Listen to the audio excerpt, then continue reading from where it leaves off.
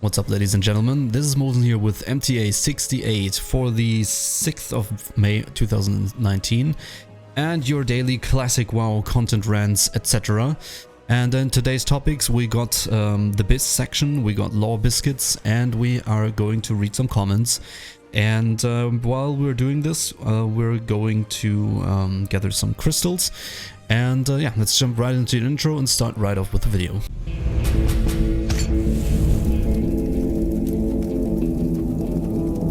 Alright, ladies and gentlemen, and we will mount up right here and start gathering some crystals. And the crystals of Un'Goro have huge power, but I don't want to dive into that too much. But I really need a healing crystal, and I need some sweet charges, you know, some damage charges basically, and I also need some crystal spires. So if you want to know more about the power of the Un'Goro crystals, go watch this video up in the info card. It certainly helped a lot of people out already, so maybe you'll enjoy it as well.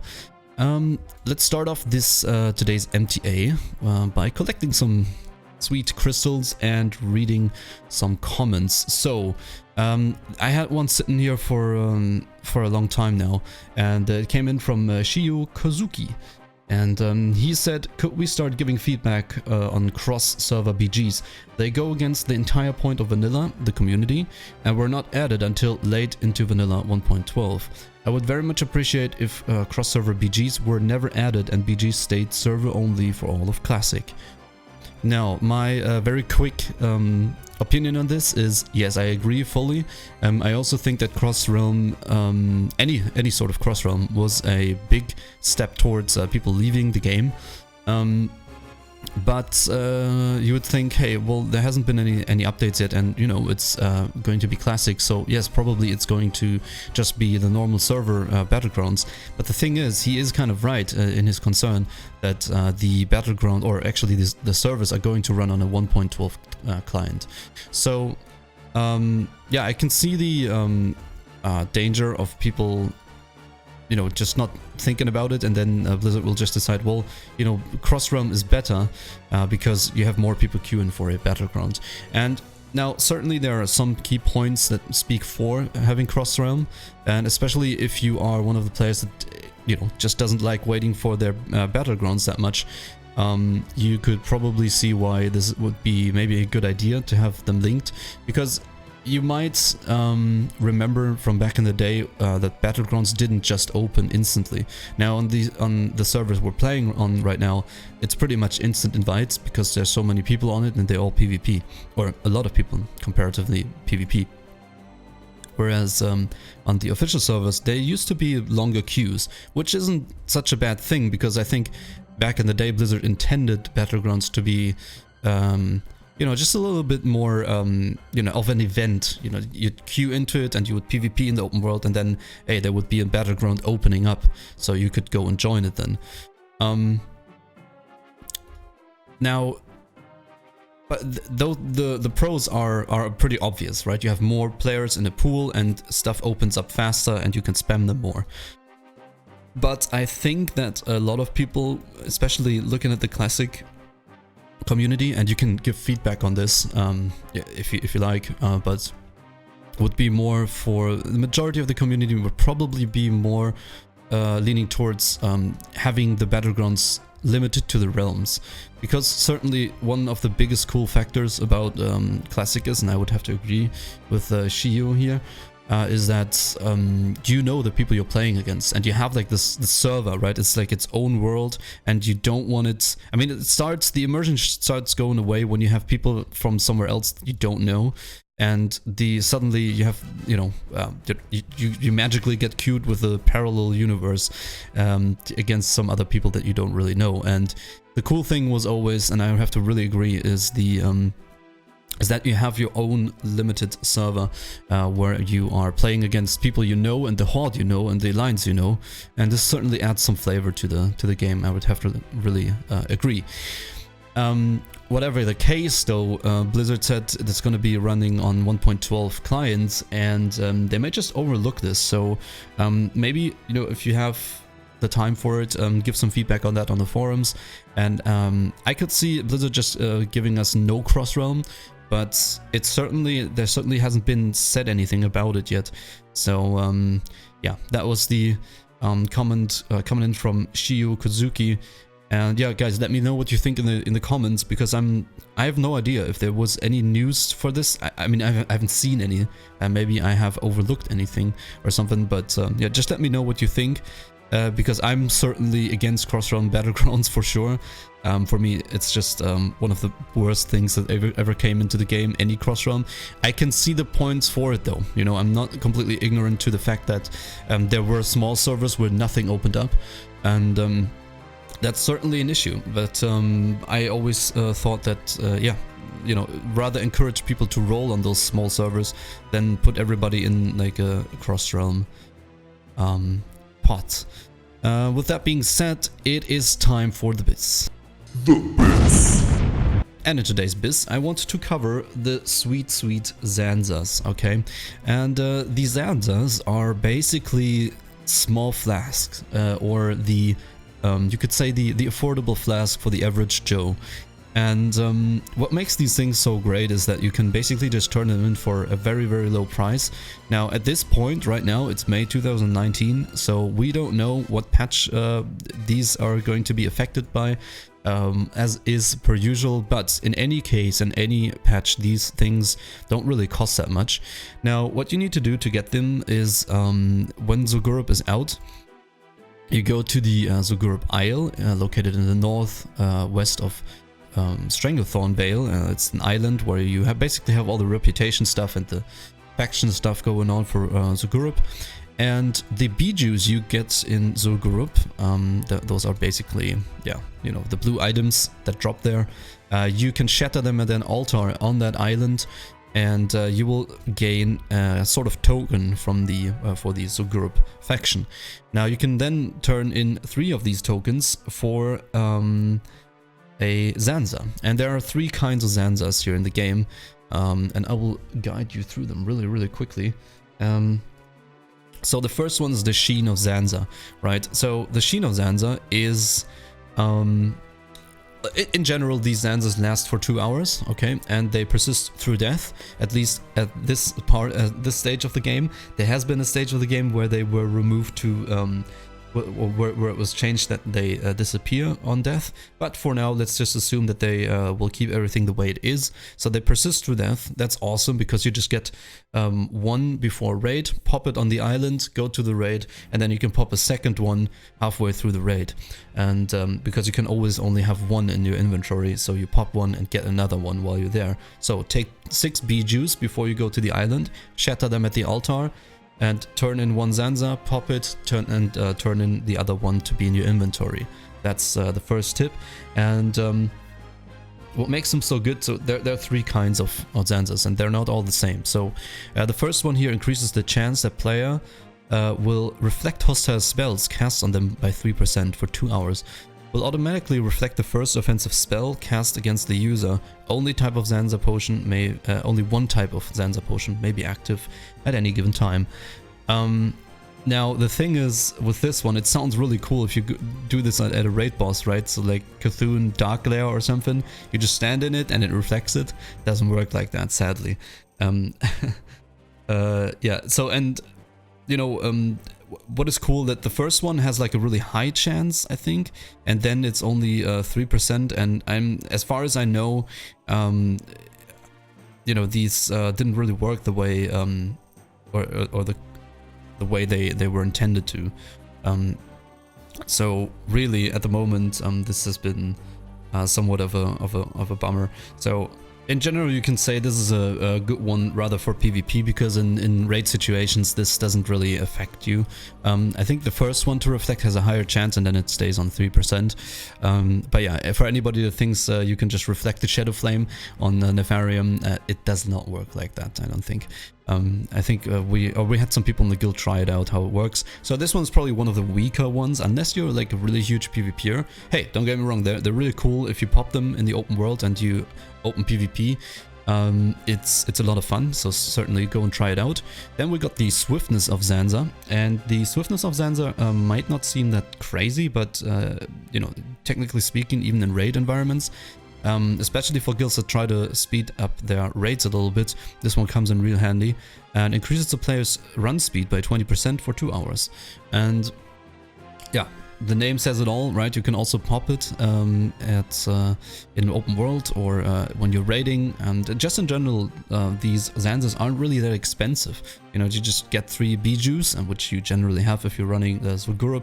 You can also buy them off the auction house. They're pretty cheap, at least on the server, and you can then pop some cool stuff. And if you run 20% faster, this is cool for you know, speedrunning raids, or also for the open world if you just want to farm a lot or something. They're just basically right now, if you're farming the crystals, you know, 20% quicker. Of course, I don't, you know, of course this is more, the point of this is more to have the 20% when you're not mounted, because it doesn't work. But yeah, you know, just speedrunning stuff, or just in general. This is especially cool for Uro, the boss in AQ40, where you have to outrun some popcorn on the ground, as we call it, that will otherwise kill you. In the last instance, I'm getting killed here, hold on one sec, we got the Spirit of Zanza, and I would say this is the most useful for, in general, for the most situations. So the Spirit of Zanza increases the player's spirit by 50, which is already pretty cool for any, you know, druid or priest. And the stamina by 50 for 2 hours. So what makes it so good? I mean, if you look at it, the 50 stamina is basically a small flask, because 50 stamina with the ZG buff or the King's buff, let's say, if you are Alliance, then you know, this scales up to around 55 to 60 with you know, all buffs combined. So like 55, let's say, and if you have anything else that increases your stamina, maybe like Tauren, you get even more. But let's say about 55 stamina, and 1 stamina means 10 life. So you can times that by 10, so get 550 more life.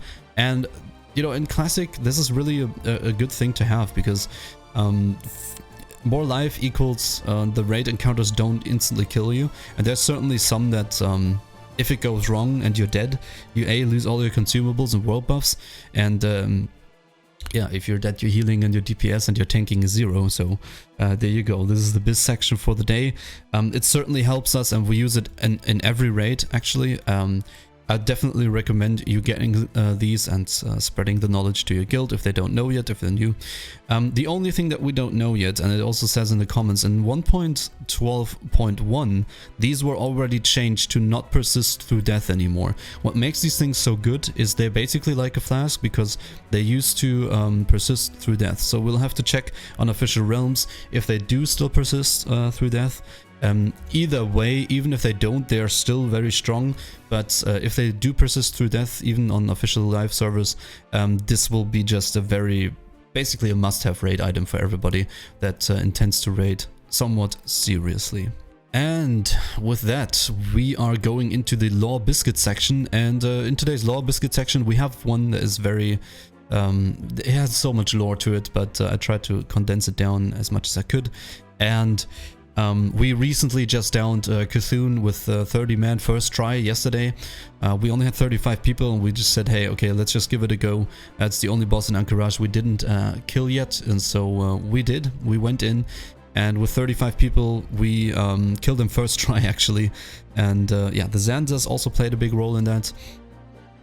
And yeah, in general, it was a really crazy fight. I showed you some footage here right now. And yeah, so we're talking about the old god Cthun in the Lore Biscuit section. If you're interested in the story of Cthun, I strongly suggest you check out either Noble's videos or read up on it yourself, because there's so much to this character, or this old god in the game, that the story is very, very amazing. So I really recommend you check out more about him. Before the Ordering of Azeroth. As one of the 4 old gods, who are known to be among the most powerful beings that ever walked Azeroth, Cthun ruled over the young world. Azeroth was overwhelmed by elemental storms, and the old gods held tyranny over it. Along the journey of the Titans, they happened upon Azeroth. As the Titans made their way across the primordial landscape, they encountered a number of hostile elemental beings. These elementals vowed to drive the Titans back and keep their world inviolate from their invaders' metallic touch. The Pantheon, disturbed by the old god's penchant for evil, waged war upon the elementals and their dark masters. Though the elementals were powerful beyond mortal comprehension, their combined forces could not stop the Titans. A battle between a Titan and Cthun and power raged in Silithus. It is commonly believed that a Titan died in the war against the old gods, though it could simply have been just a Titan forged that perished, or possibly many Titan forged. In the end, the Pantheon shattered the old gods' citadels and chained the surviving 3 evil gods far beneath the surface of the world. Without the old gods' power to keep their raging spirits bound to the physical world, the elementals were banished to an abyssal plane, where they would contend with one another for all eternity. With the elementals' departure, nature calmed, and the world settled into a peaceful harmony. For countless ages, Cthun slept and watched as races evolved, fought each other, saw invasion of the Legion, and still created plans for the future. Its future. In the desert into which it fell, Cthun found primitive life forms known as Silithid. The old god created avatars from the Silithid in its own image. These avatars were to be known as the Kiraji, a sapient race that would come to occupy the western lands of Kalimdor. The great fortress city of Ank'Qiraj was created to house their growing armies and prepare for the coming of Cthun. After his children had spent thousands of years building an army capable of exacting revenge upon the whole of Kalimdor, the moment that Cthun had so patiently waited for had finally arrived. The Titans had long since vacated this world. Only the Night Elves were here to defend. As the whole of Silithus was soon engulfed by the Silithid and their Kiraji hosts, the Night Elf army was pushed back into Un'Goro, the borders of the Tanaris Desert. With the aid of the 4 dragonflights, the Night Elves could finally push the Kiraji back to the city of Ank'Qiraj. There, a barrier was erected out of rock, stone and roots from beneath the sands to create an impenetrable wall. The Kiraji who remained outside the wall were quickly slain. Centuries later, the gates of Ank'Qiraj had been reopened, and the war reached its conclusion. Rumors circulated that Cthun is present here with its great, horrifying, eyeless eye, surrounded by a sea of tentacles, and will vaporize every ignorant mortal who thinks of daring to challenge its supreme power and right to the world of Azeroth. Mortal heroes battled both the Silithid and the Kiraji to reach the heart of the great temple of Ank'Qiraj, where the old god was defeated and his invasion of Azeroth was halted. So as you can see, this was just a very quick summary of the story of the old god. So as you can see, this was just a very quick summary about the old god Cthun, and to every part of this, to every single section of this, there's like a whole story on its own. So I very much recommend you read up on it, or as I said, go watch some other videos that cover this topic in depth. I just wanted to you know, spark some interest into the old gods. It's a very cool story, and there you go. That's today's lore biscuits. There you go, ladies and gentlemen. This has been the MTA for today. I hope you enjoyed, and if you're still looking for a guild for Official Classic, join our Discord server. Link is in the description below the video. I thank you very much for watching. I wish you pleasant days in the world of Azeroth, good loots, fat epics, and I will see you next time.